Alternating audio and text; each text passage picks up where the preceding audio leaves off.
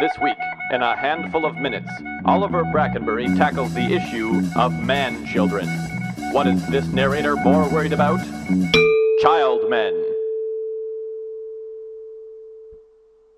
We're all pretty familiar with the image of the old or even middle-aged individual railing on about how the youth of today are ruining society. The fallacies with this, of course, are also really familiar. The fact of the matter is the world is not coming to a close, it's just that these people miss the days when they were doing things that made their elders shoot rage-propelled spittle across the carpet.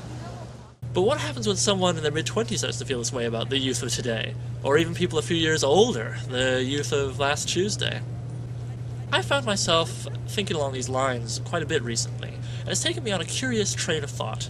Join me for a ride on that train, and let's see where it takes us, as I review Manchildren. Who the hell thought these were a good idea? Well, my answer is Hollywood screenwriters, but we'll get to that in a minute. First we need to define this hideous plague.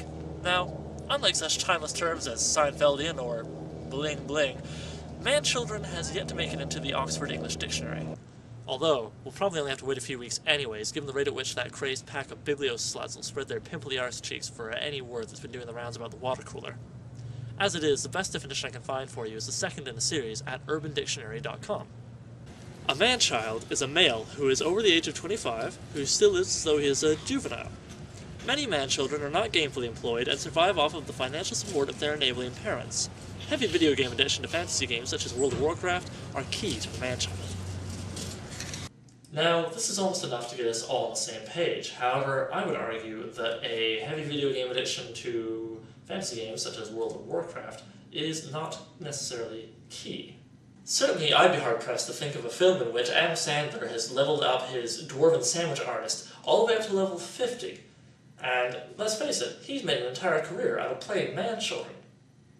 In fact, I think it's Adam Sandler's career which has been a primary contributor to this magnificent boil on the very taint of Western society. Yes, I'm going to complete the old man yelling tableau by blaming it at least partially on the media. Now, of course, we're looking at that whole scenario where people think that, well, there'll be violence in film and television, the people will see the violence in the film or television, and they'll go out and imitate it.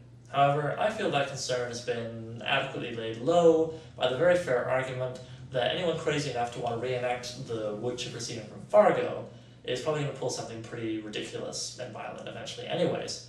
Nobody is really seriously looking to imitate these characters, and they're generally not portrayed as somebody you would want to look up to.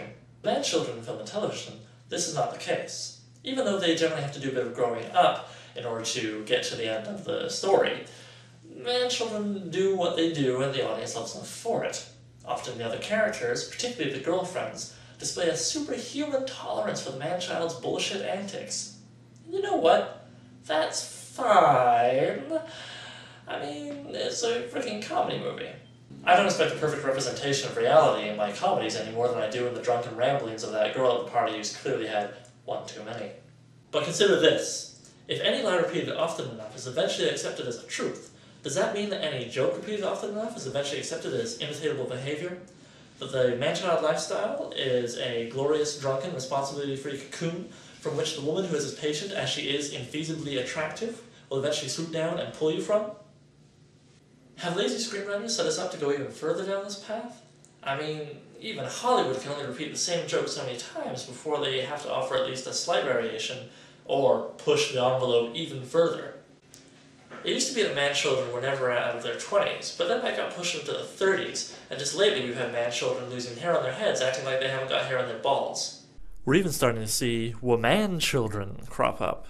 And, it's funny, but I'm not sure how comfortable I am with what the actual offspring of a pairing between these two groups might end up like.